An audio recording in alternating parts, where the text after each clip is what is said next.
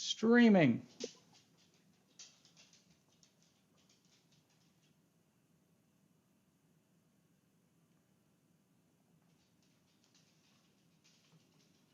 And I need to get us back to full screen here. Cool, we're on. Welcome, everybody, to another episode of Down the Middle. And you may notice our sweet, sweet merch. Down the Middle Podcast right there, buddies.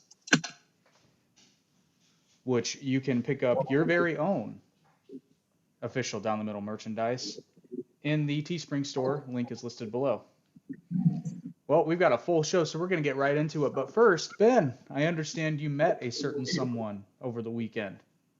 Yes, I did. Like we talked about on the last podcast, I said I was going to meet a certain person by the name of Danhausen. And I went to this meet and greet and went up and met him and everything. And I'm going to be honest right now. I was befuddled. Because I even bought this man a couple of figures and everything because he collects Marvel Legends and everything. And for everybody does listen to everything, he does little unboxing videos on his channel and all that. And he got the link for in his channel where to send him stuff. But anyways, I brought him a couple of Marvel Legends figures, and he was so shocked that somebody as little as me, who he's known to a degree, but not as known as like his buddy Dwayne or Pepsi Man, CM Punk, where everybody doesn't know that. But he's just so humbled that somebody as low as me would bring him a gift and everything and all that. So it was just a great time to meet him. So it's weird though because I've heard his real voice and I've heard his on-screen voice. So it's like, okay, but yeah, totally different. You know what? And I'm kicking myself. I should have gotten an extra shirt for you to give to him, just on the off chance. Hey, who can't use a T-shirt, right? No, and that man in his unboxing videos, he gets a lot of T-shirts. Oh, I know, because I guess that's a thing. A lot of people give him T-shirts. Right. And I meant to ask. I was going to ask him. I was like, I mean, it's going to be a little weird question. But it's like, as much T-shirts as you get in the mail, do you even have to do laundry? I'm like, you got a shirt for every day of the week. It's like as much shirts as you accumulate, do you even have to do laundry? As much shirts as you get? Probably not. You can probably one off. I see we have some people. I see we have some people watching. Feel free to engage in the super chat, but we'll go right into it. We're mainly going to be focusing on Bryan Danielson and CM Punk coming to AEW, but there's two things I want to kind of touch on before we get to the meat of this. The first one being, I'm sure you're aware, Bray Wyatt has been released by WWE. Your thoughts on that? Where do you think he's I'm very pissed about that. And here's my thing on that one, okay? They said it was budget cuts. They've said it was budget cuts for everybody, and we all know that's bullshit. Right, it's budget cuts. But yeah, no. You ruined and wasted a perfectly good talent like Bray Wyatt. And I know he was injured, but they went ahead and gave away his gimmick, and then they released the guy.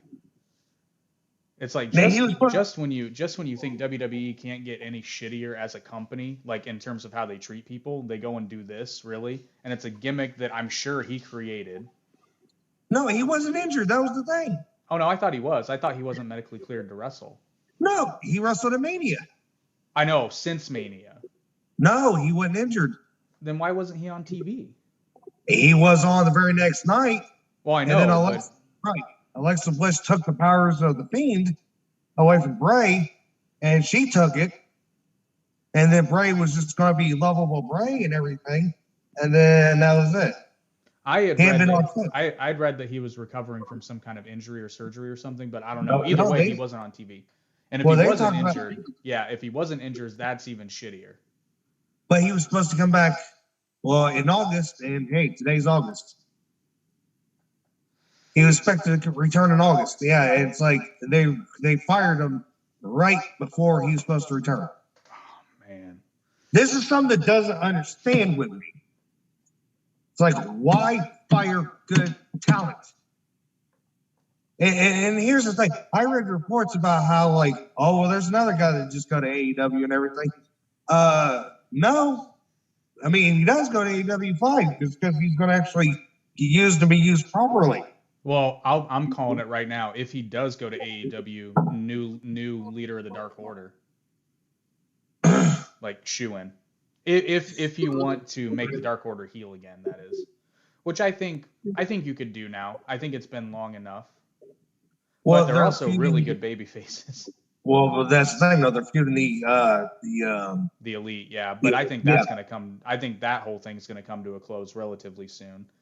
And I think they changed the plans. I think they changed the plans they had. And we're going to touch on that when we talk about Punk and Danielson. But anyway, yeah. So Bray Wyatt got released under questionable circumstances.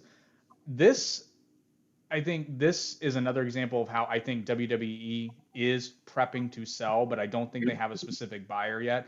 It's pretty common for a company to do things to cut its budget and somewhat devalue it, which I don't really understand because you would think you'd want it at its prime, but this is something that they're trying to lower their bottom line essentially so that they don't look expensive. They've misused him so many times, it's not even funny.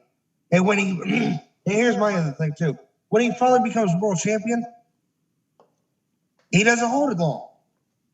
He wanted it at I don't even know what pay-per-view it was. It won Elimination Chamber when he won it then as Bray Wyatt. And then next month he loses to Randy. And then he becomes the Fiend and then becomes the champion then. And his run wasn't that good. Yeah, I mean, who knows?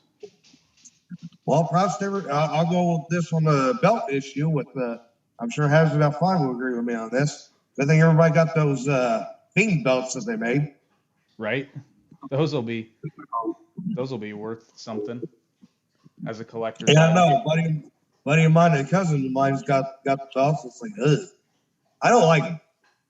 But I understand why, but I don't like it.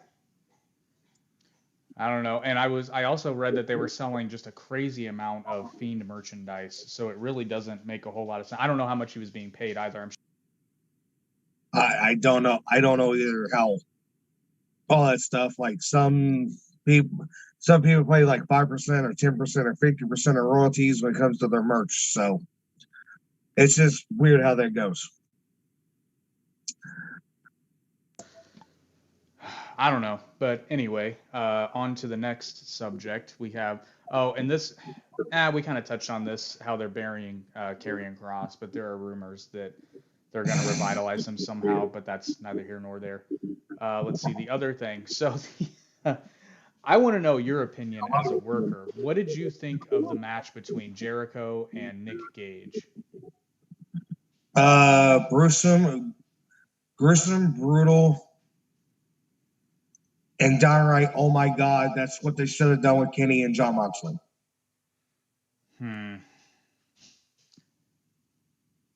Because why are you going to put somebody like Jon Moxley who does deathmatch type wrestling with Kenny Omega, but yet they do especially with the sparkler ring crap. But you put a guy like Nick Gage in there with Jericho, Jericho doesn't do deathmatch, Nick Gage does, but yet they go all out. Like, well, I don't even think they went all out. I think that was part of the problem I had with the match was that, and I'm not knocking Jericho at all because I think some of the things they did were absolutely insane, like insanely stupid. But that No Rules match was a lot better than Moxley and Omega. What's that now? That match was a lot better than Moxley and Omega. Yeah, but I think so. Here's my only problem.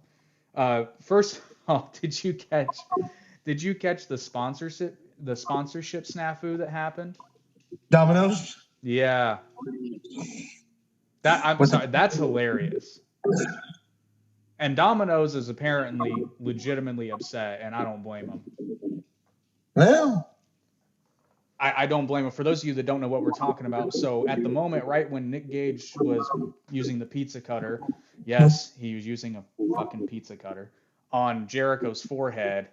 They go to the picture-in-picture in the commercial, and it's a Domino's commercial that shows a pizza cutter slicing through a piping hot pizza. And Domino's is understandably upset. And this links into the Nick Gage Matt Cardano match, which I watched. I saw highlights of that. It's like I watched the whole match, and you weren't good. Do what? Yeah, you wasn't a fan, was you? I just don't get it. Like, I don't get the point. So, okay. No, wait, you don't get the point of their match, or you don't get deathmatch wrestling? I don't get deathmatch wrestling. But so you are Cornette. So you are Cornette. Do what? So you are Cornette. No. Okay, so I shouldn't say I don't get deathmatch wrestling. What I don't get is why you would bring somebody in like Matt Cardano and do a deathmatch with the, quote, king of deathmatches, because Cardano was obviously uncomfortable. And then I read up and saw highlights of the David Arquette incident. And here's my problem. And I'm gonna try to say this the right way, because I'm not trying to sling unnecessary shit at anybody. Here's my problem with Nick Gage. So the guy literally, like, legally died once during a wrestling match, and the dude he's a known drug addict and a convicted felon, and yet he's still somehow allowed to do this still. But here's my main issue with the guy. I watched an interview he did with Chris, what's his name? I can't remember. And he was asked about that guy. He was asked about the David Arquette incident, and Nick Gage has an excuse for everything. And yet there's a lot of people that accuse the guy of being unsafe and taking liberties, but he's always got an excuse. And his excuse was, oh, well, Arquette was moving around and I told him to chill. It's like, well, Arquette also asked you not to cut his face because he's an actor. And then you went to cut his face, and then you put the damn thing in his mouth, and your story is that because he moved, it caused the pizza cutter to not cut properly. Or, I'm sorry, that was Moxley. Arquette was the neck. I'm sorry, I got that confused. Arquette allegedly asked you not to cut his face. And then after cutting his face, Arquette allegedly moves, and that caused the light tube or whatever it was to stab him in the neck instead of the face. You were asked not to cut him in his fucking face, which I understand because David Arquette is an actor. And this is typical. This is typical of Nick Gage from what I've seen, and I'll be honest, I didn't know the guy existed until, a couple weeks ago. Yeah, I've known about Nick Gage for a long time. And then going to the Jericho thing. Now, I'm sure Jericho signed off on all this. However, I'm not going to comment on the work. Yeah, thanks, Eric. Eric says, nice headphones, Jake. Yeah, I know. I've been needing to get a set for a while. To me, it just seemed, it seemed, okay, so my issue isn't with the work, it's with the psychology. So at one point in the match, Gage sets up a sheet of a sheet of glass underneath two chairs and puts Jericho underneath it, presumably to like do a splash through it or do or something. He's gonna send his body through the glass onto Jericho. The pine glass, yeah. Yeah. Well, okay. So if this is a legitimate fight and I'm using a piece of glass, I'm gonna throw the other dude into it. Like, why would I throw myself into something? Because to me, as a viewer, that takes me out of it, because I'm thinking, why the hell if you're trying to win a fight, you throw the other guy into the wall, you don't put the guy against the wall and then fling yourself into the wall. And this is why Cornette doesn't like deathmatch wrestling, because there technically is no psychology degree to a hardcore type match. I mean, there can be, there can be psychology to doing a death match to a death match. Okay, well, So speaking. Yeah, I've seen it. You hit the other dude with the shit. Right, right. But when it comes to, but I've seen people, just like lay somebody down in the corner and they'll put some stuff on there and they'll sacrifice their own body to do more damage to the people, like what you just said. So, like, I understand that's stupid, but that's how people wrestle now and everything. And you got to be honest. After watching him, he's the emulation of New Jack. Yeah, I can see that. But again, look at what happened to New Jack. I don't understand why you would want to copy that. That's because that's what people grew up with. That's what they were. That's what they watched. That's what they want to do. I suppose so, but there were many moments in that match that I was just looking at it. I'm like, this is just, I don't know. And the crowd was, I'm not going to say they weren't into it, but there were people that were legitimately freaked out, and they showed them on camera, which I also thought was a really bad idea. At one point, they showed a close up of a girl in the audience who had gotten some of the glass knocked onto her. Oh. And she was clearly not happy. Like, right. Okay, so I'm not going to hate on death matches, but there's a time and place, and TNT primetime is not one of them.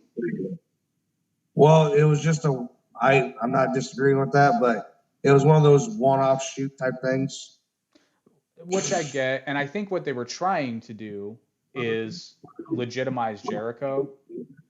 And who knows? I think Jericho might be doing somewhat of not a retirement tour, but kind of like, okay, here's the things on my bucket list. Let's cross them off while I'm in AEW. And I think having that kind of a match was one of them.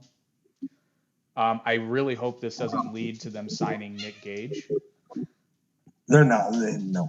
Okay, which is good. And then I had to check out GCW because of that Matt Cardona match. And I will say Nick Gage is very good at playing to his audience, but playing to a mainstream audience is a skill that he does not have yet. Because he's used to wrestling as a hardcore babyface, and you could tell because he's trying to psych up the crowd, and it's like, dude, you're the heel. Well, here's the thing, though. I think the only reason why Cardona got thrown into that spot is because of Moxley. Yeah, probably, but well, the thing is, though, it was supposed to be Moxley doing all this stuff, not Cardona. Because Moxley showed up at a show with Nick Gage. It was a GCW show, and showed up and everything, and out of nowhere turned him around and did his DDT on Nick Gage on the glass ring. But what's happened since then is Moxley's been at home because he had a kid. So if he's staying at home taking care of his wife and kid, while since he's been born and everything else, so he needs to fill in that void. And who's the next biggest thing? Cardona. I don't know. I know that doesn't really make sense. I know that doesn't really make sense. I'm just going off of what I gather from my perspective. I could be wrong. I think Cardona wanted to, again, legitimize himself to the indie base because he has that reputation of being the WWE guy. But the thing is, though, is after he did that one thing when he came in, before they had the big match, he came in and attacked him, and he left. He's trying to tell everybody he's not fucking Zack Ryder. He's fucking Matt fucking Cardona.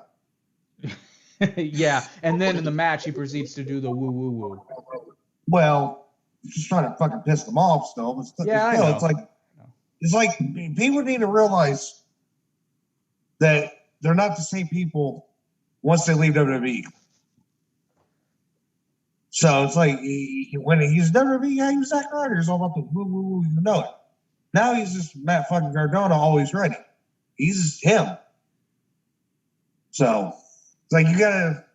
Except he wrestles and acts just like Zack Ryder.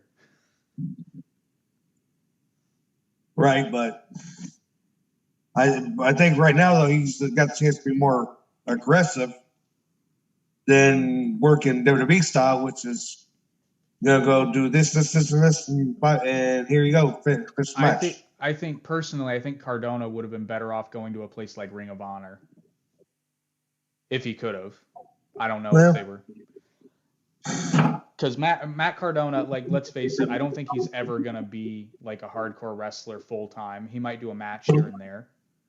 Well, no, he's not gonna be a hardcore wrestler, no. Right. So I believe his best general, like, if he wants to get rid of the WWE stench, which, I mean, this is just my personal opinion. If I was a former WWE wrestler, I'd want to like mooch off my name value. But I mean, if you want to get a reputation as a good independent wrestler, then go somewhere like Japan or Ring of Honor. But he's making good money as it is with the podcast, Major Wrestling Figure podcast. True. So why do you have to go and get bled like a pig? Like I just said, he's trying to show that Zack Ryder's just a pussy and Matt Cardona's real. and yet deathmatch wrestling is obviously, I don't want to say fake, but it's obviously don't say that word. No, it's not fake. I get it, because they're actually going through glass, but and light bulbs and bricks and cinder blocks and bowling balls and fire and all that stuff. Yeah, but if that was a legitimate fight happening there, somebody would fucking die. I've seen Jon Moxley get a sawzall to his head. Again, like, so now we're gonna. I'm just gonna say, I'll say this one last one, and then we'll move on. I've seen somebody get a weed eater to his stomach. Why? Because it's deathmatch wrestling. It's CZW. Just Combat Zone Wrestling. That's just why. Do you not realize that every hardcore company out there, GCW, which used to be Jersey Championship Wrestling, Combat Zone Wrestling, Extreme Pro Wrestling, XPW back in the day, do you know who they all base their companies off of? I mean, I want to say ECW, but there you go. ECW had legitimate wrestlers too, though. I shouldn't say legitimate. I mean, like the classic, like, Ring of Honor style. Okay, but all these hardcore companies base their style off of ECW. Yeah, and when except, and I'm quoting Cornette here, it's like you have apparently, I know this is true with CZW. You have CZW guys and like ECW guys are like at each other's throats, because the ECW guys are like, you guys are taking it too far. Well, and I'm sorry, if Ian Rotten says you're taking it too far, you're probably taking it too far. Ian Rotten. Who? Ian Rotten. The guy who did a Taipei death match. Exactly. The guy who's. I'm sorry, I forgot about that company. IWA Mid-South. Oh yeah. The one who does. The one that has King of the Deathmatch tournaments for men and women. Yeah. Oh, speaking of which, I saw. Okay, so here's the other. So this is where I think Nick Gage, as a performer, is a little short-sighted, because he agrees to do certain things. I saw a match he did with Tessa Blanchard. Yeah. And I'm like, oh God, no. I don't know as a performer why you would agree to do that, because there's one of two possibilities for him. Either he goes into that match and doesn't do his usual stick because it's a woman, and then it's obviously like, well, okay, like, you lose a little bit of your legitimacy because he's obviously holding back for a girl, whether he wins or not. Or he does his usual shtick, and then he's the guy who sliced a woman's forehead open with a pizza cutter. Neither one of which is good for him. Which the match, it was supposed to be a no rules match, but it was not nearly as brutal as what he normally does, which I kind of figured would be the case, because I don't think he's a monster per se, and he loses the match. I've yet to watch a Nick Gage match where he wins. I've seen plenty of them. Oh, I know. I'm just saying. I've only watched 3 of his matches, but he lost all. Obviously, he has won. I mean, he was the world champion for GCW. Yeah, and then he dropped the belt to Matt Cardano. Yeah. Which again, if I'm Nick Gage, I'm thinking like, why the fuck am I losing to Zack Ryder? I'm king of the death match, and we're having a death match. I should obliterate him. If you want to drop the title, have a legit wrestling match. Well, he's not king of the death match. He's not king of the death match no more. Matt Cardona is. That's what I'm saying. I know. Guys, where did you hear me say Matt Cardona king of the death match?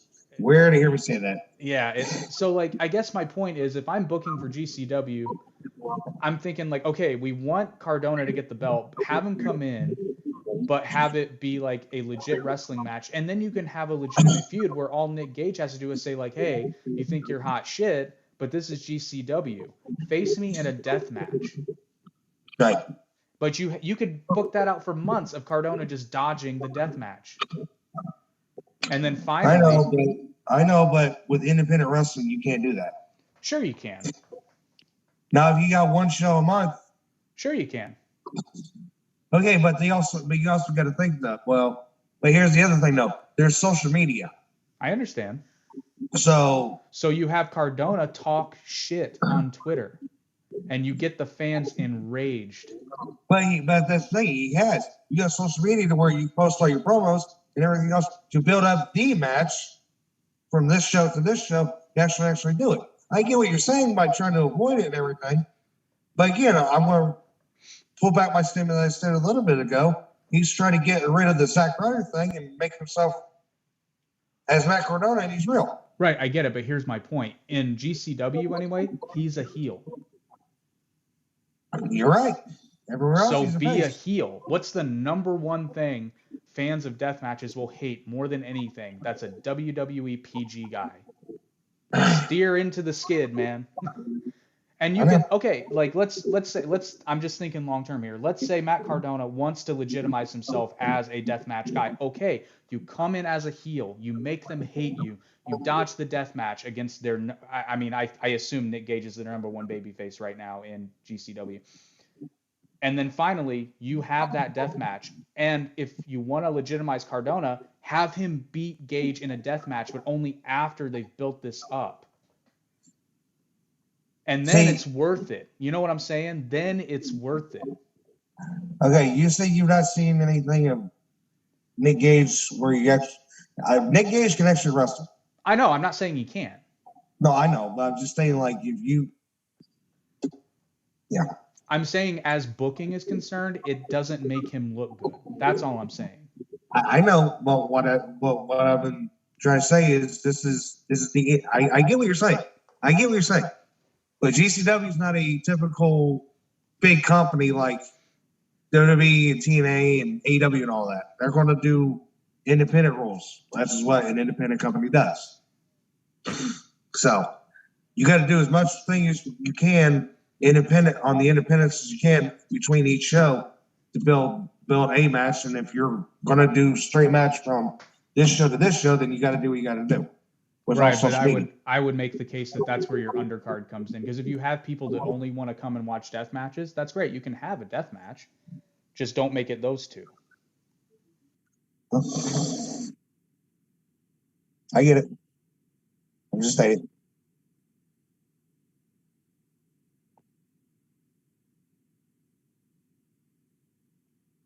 Can't hear you. I can't hear you.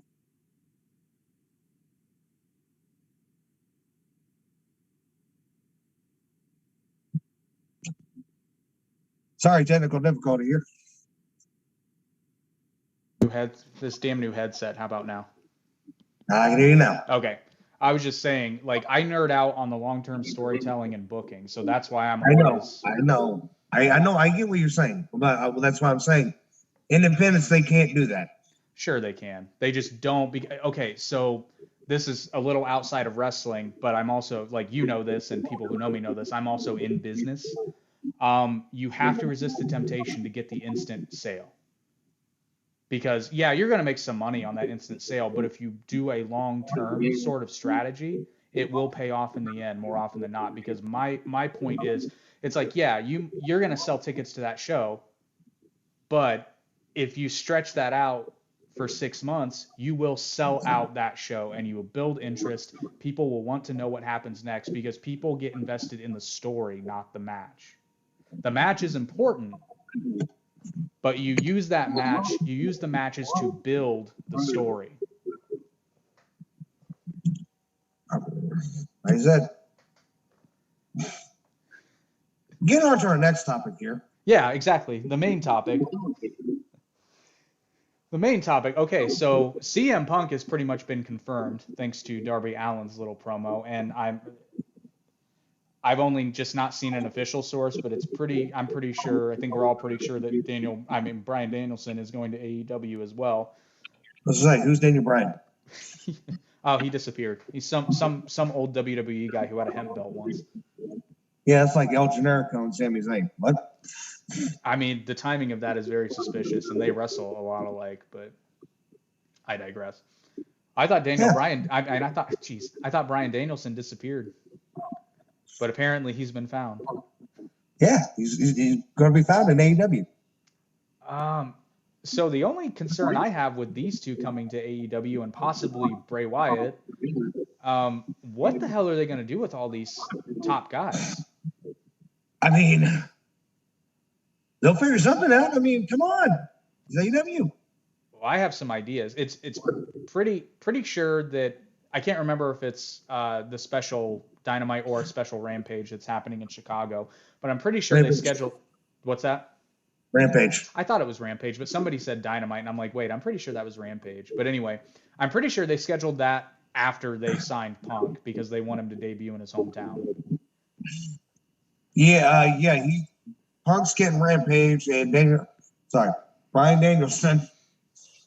Gonna be hard to say his name again like that. Bryan Danielson is getting New York.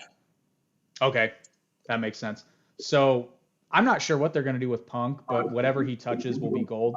But I have an interesting idea. If I were Tony Khan, I know what I would be doing with Bryan Danielson, at least out of the gate.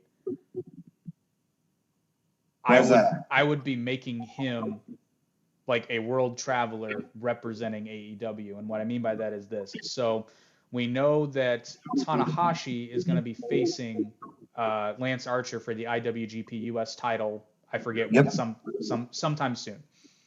But that's going to be in Japan.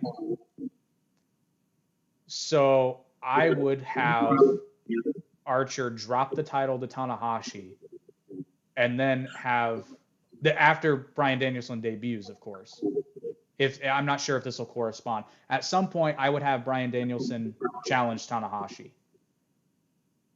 I mean, that could work. Yeah, exactly. He's allowed to go to Japan.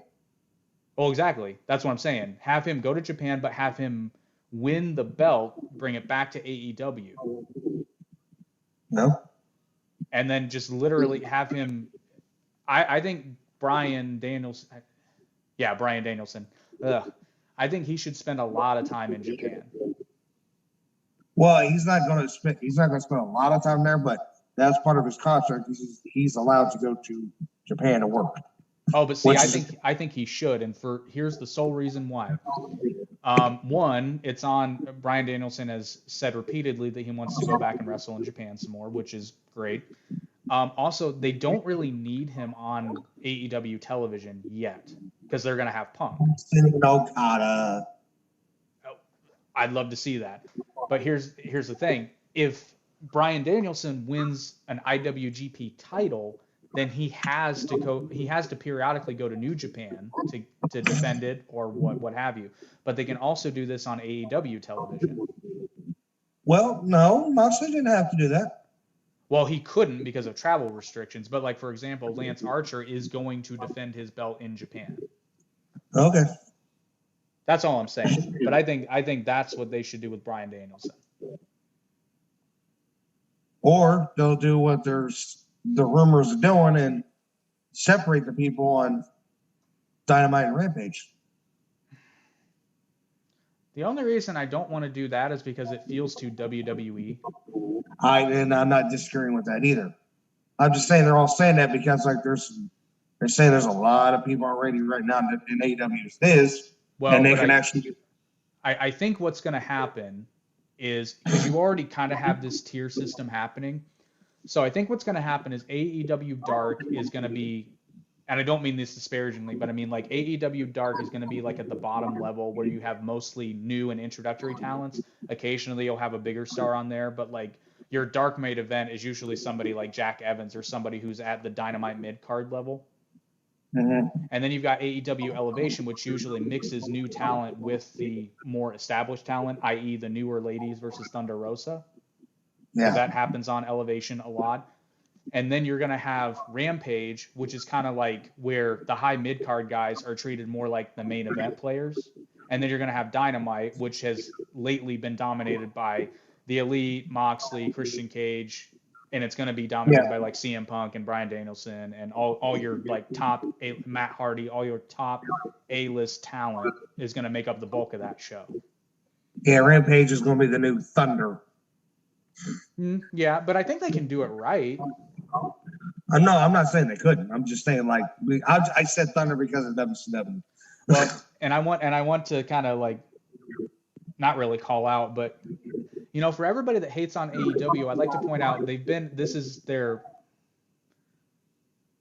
they're coming on their third year, right? They haven't quite gotten there. It'll be year 3 starting in October, I believe. I'm trying to remember because did they debut in 2019 or 2018? It could have been 19 because we went there in 19. Yes, it was 18. So they're in their third year. Is that right? I think. I can't remember. Yes, I think so. But it's been about 3 years. No. No, it's 2 years because Jericho had just won the world title that year. Yes, you're right. So they'll be going on 3 years. Yeah. And in 3 years' time, they have had a #1 cable television show, and they're going to have 4 different programs, 2 of which are on cable television. Right. Even WWE can't say that. Nope. But Vince ain't scared. You know what I mean? Oh, I know Vince isn't scared, but Vince is also, I still suspect Vince is looking to sell. Because I think he'd rather sell to somebody than give the company away. You know what I mean? Yeah. I think even if he thinks he's not scared, I think he knows deep down. He's like it was back in the day, back in the mid-90s, where it's like, oh crap. Dude, how wild would it be if Vince sells WWE and then he shows up on AEW? It would never happen, but how wild would that be? Never, because then that right there proves that WWE and Tony Khan, Vince and Tony have been in the cohorts the whole time, and and that's never going to happen because Vince would never let his ego go enough to appear on someone else's program. I'm just saying it would be hilarious. Well, I mean, he actually did though. What show? It was an indie show. Really? I didn't know about this. You didn't know he was on an indie show? No. Yeah. Okay. So sorry for getting off topic here, ladies and gentlemen. No. I want to hear this. Okay. John Cena's father, John Cena Sr., used to run, I don't know if he still does, but he used to run a company up in Massachusetts. Well, John Cena Jr. was on the show, and he was the guest referee for their main event. Well, this is on YouTube, just so you're aware. It is on YouTube. During the match, John Cena gets knocked out, and here comes Vince McMahon running down to the ring and doing a spot and everything. He's trying to he's going for the bad guy in the match and everything, and he's hugging him and everything else, thinking, "Oh, we won." And then here comes Cena knocking out Vince, and then finish the match, and he gives Vince an AA. I'm like, this is gold. This is gold. Vince does something on an independent show. I did not know that. That's wild. Well, did you know Vince was also on TBS at one point back in the 80s? That I think I did know. That's a whole nother topic for a whole nother day. Yeah. I'm sure that'll be on the one episode that we talk on. Oh, yes. We're not going to disclose that yet because we're not sure of the date, but it's going to happen. So you'll have to stay tuned. Very, very big guest coming to the podcast. Kind of shocking, and it was so weird how it happened. Very random. Yes. Very random. And who knows? Maybe one day Danhausen will be on the show. Who Danhausen? Yeah. Yeah. Well, that's what I'm saying. Like I did ask him that day, and about actually coming on our show. I wore the shirt and everything. The man knows. He's seen the picture. He said if he's busy with all of his schedule and everything, so I understood. But he's like, if he can at some point, he'll come on. Yeah, which I maintain is just the politest way to say no. But hey, you never know. That's what everybody else around me said. But it's like, I mean, you're right, but it's okay, it doesn't hurt. When we're at StarCast next year, no, not next year, in a couple years. Why wouldn't it be next year? Maybe. I mean, hey, I got a buddy who's got a buddy. Why have you not talked to this buddy yet? You know who the buddy is. Oh, duh, yeah. I don't know that he can pull that kind of favor, though. You never know. Yeah, you never know. Hey, if he could even get us on like a waiting list, like if somebody can't make it and they need to fill a booth, like I'll take that. I'm like, yeah, we're coming. Can we be third string alternates? Because I will totally take that. StarCast, yes, we will be there. StarCast, if we'll be there one of these days. I agree. It's gonna happen. So to kind of close this out, what do you think they're gonna do with Punk? I think it's pretty obvious. I think it's pretty obvious that Punk wants to work with Darby.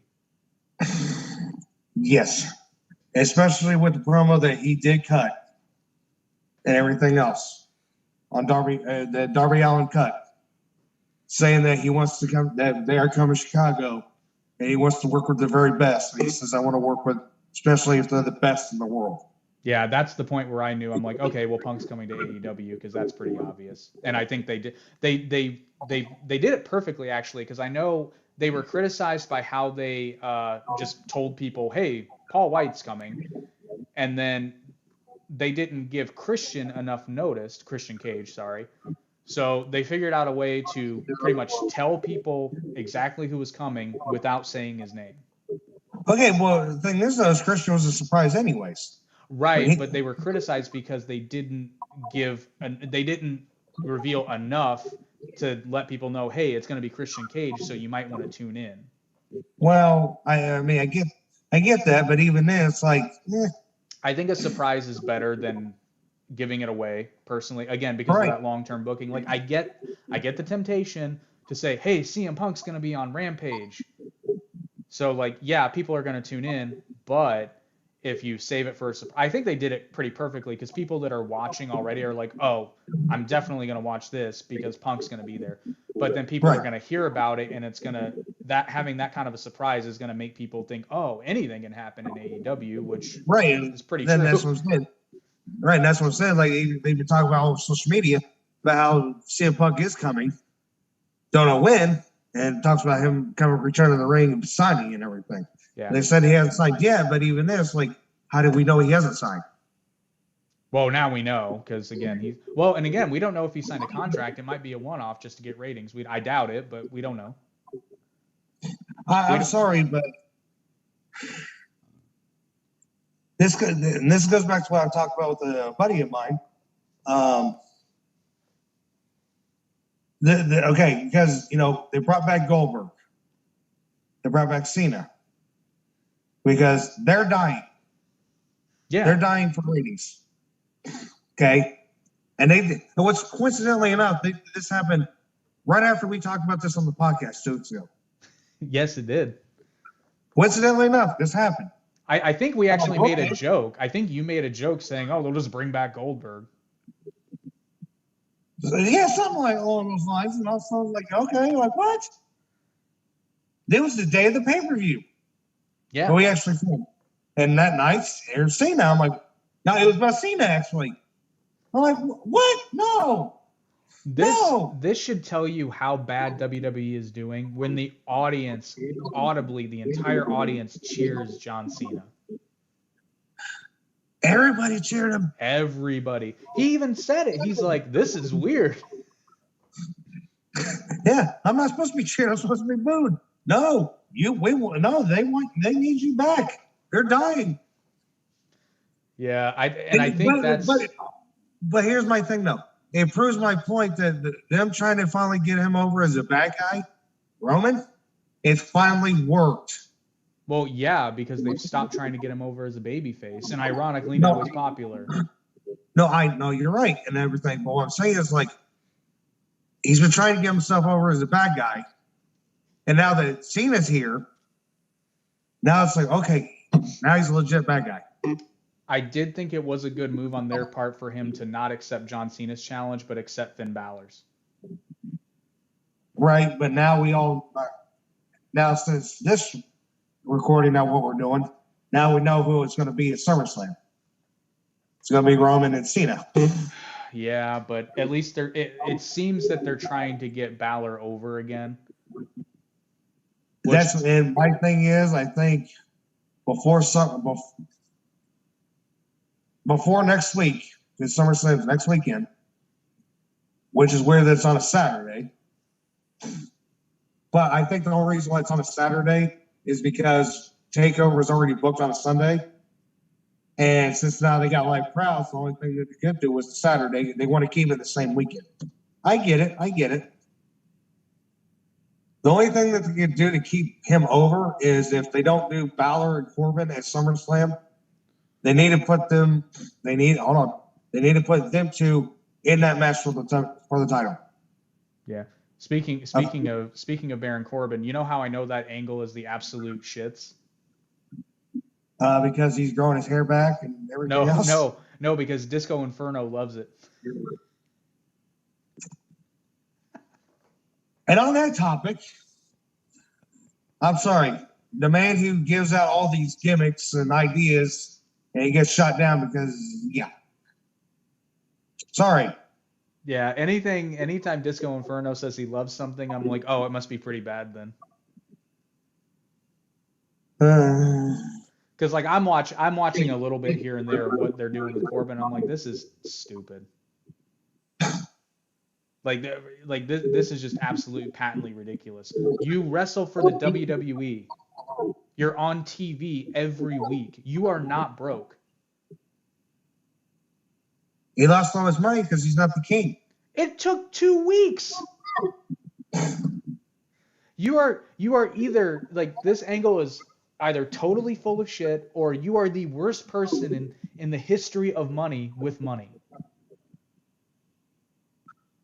Okay, but if you're booked on a show to do whatever you're told to do, you're going to do it. I know. I'm not blaming him. I'm blaming the writers because they don't understand how money works. I know, but I think they were trying to get this king gimmick off of him somehow. Yeah. Because you can only do the king gimmick. You can only do the royalty gimmick when it comes to King of the Ring for so long. Yeah, I know. I mean, look what happened with Booker T. Okay. Hey, don't be hating on King Booker. I'm not hating on it, but look what happened with him. He was King Booker for a good while, won the world title and everything, got drafted to Raw, was only there for like a month, did the King of Kings match with Triple H, and then he left. And then when he finally did come back, he was just straight Booker T. When he went to TNA too, he was straight Booker T. He wasn't King Booker no more. Right? There's only so far you can go with the king thing, and then you gotta get rid of it and go something else. Right, but I mean, I will fix the Baron Corbin story with only one change, and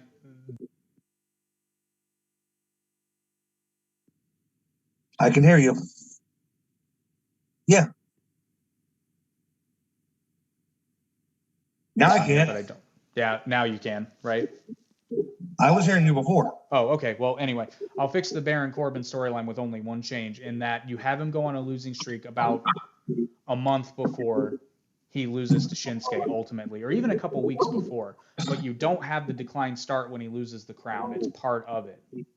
Because then all the money stuff makes sense. Like, for example, at one point in a promo, he's saying that they're starting foreclosure on a house.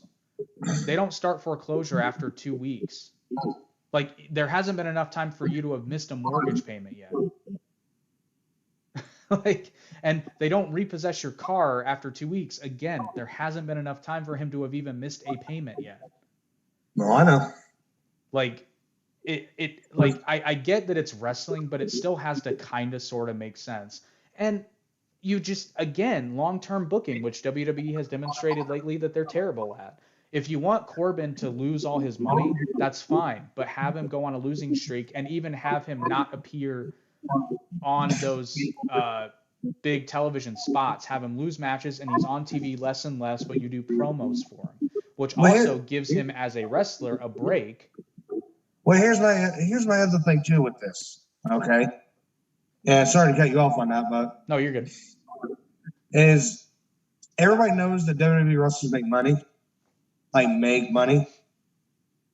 especially when it comes to repossessing your car or something. They have the money to buy a car flat out and not have to worry about make it to be one of those payment plans, or pay off a house. Right. With the money. Exactly. So that's another thing of wrestling logic, and I think Vince has seen what's going on in NXT with the whole money gimmick with LA Knight and Cameron Grimes. I think he's trying to somehow bring that up on his show with Baron Corbin. Yeah, and again, you bring up and it goes into how MJF still wears a fake Burberry scarf when he can obviously afford to buy. Like, when he was in MLW, I could see he couldn't afford to buy, or I'm sure he could afford it, but he didn't want to waste the money on a real one. But somebody should really get him a real Burberry scarf by this point, but I guess he's known for it now. But again, to fix it, like, we all know how money works, but in universe, like in wrestling universe, they still have this idea where when you win a match, you make more money. Right. So play into that. He's losing matches. He's not making as much money. And it's believable that somebody would overextend themselves. Like, he borrowed money to buy a house before he had the money because he was on a winning streak. He thought it wouldn't be a problem. He bought a new car on credit because, again, he didn't think it would be a problem because he was King Corbin, and he's been King Corbin for years. Right. So that's all you had to do.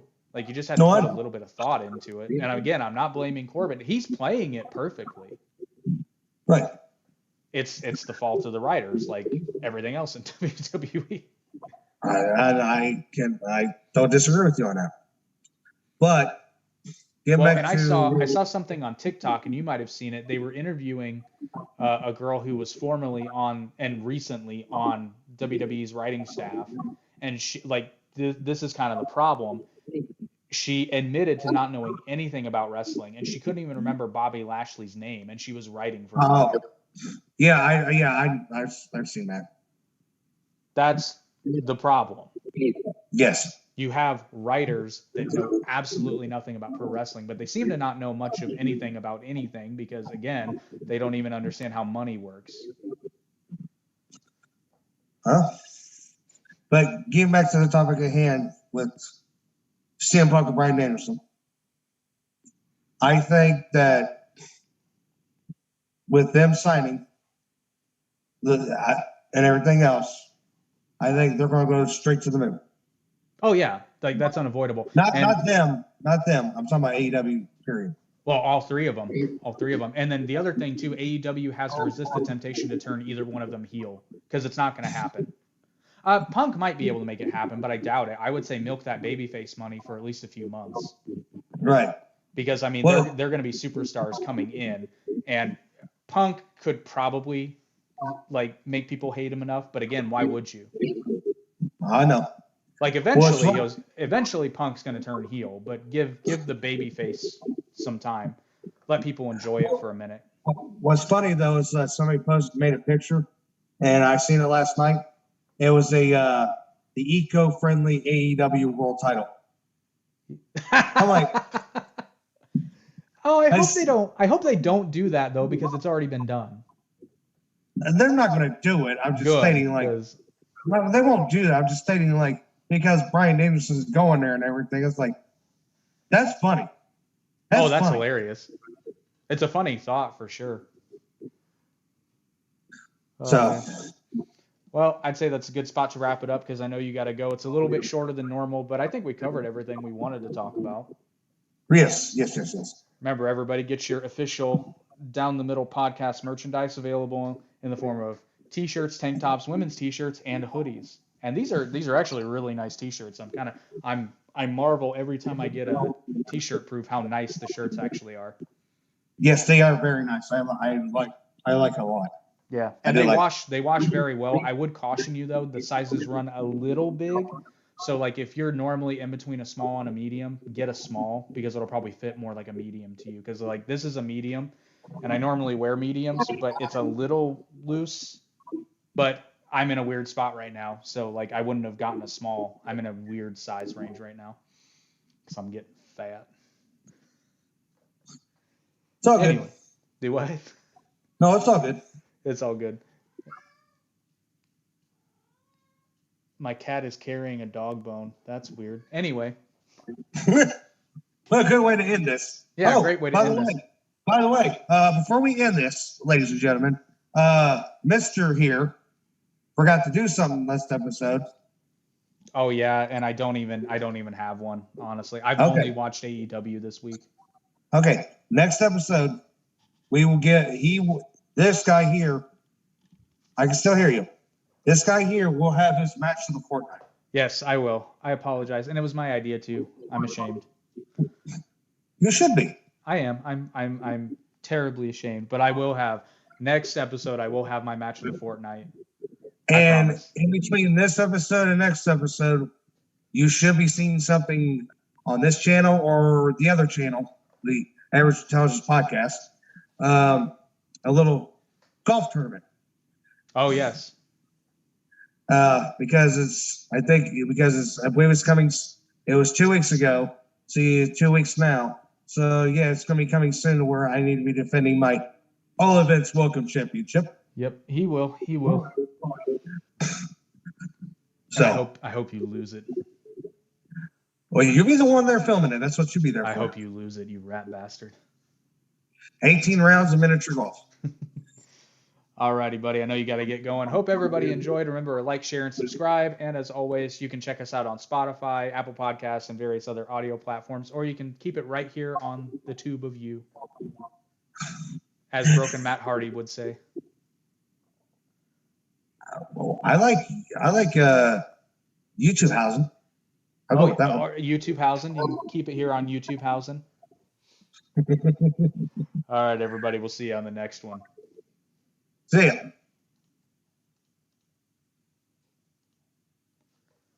Cool.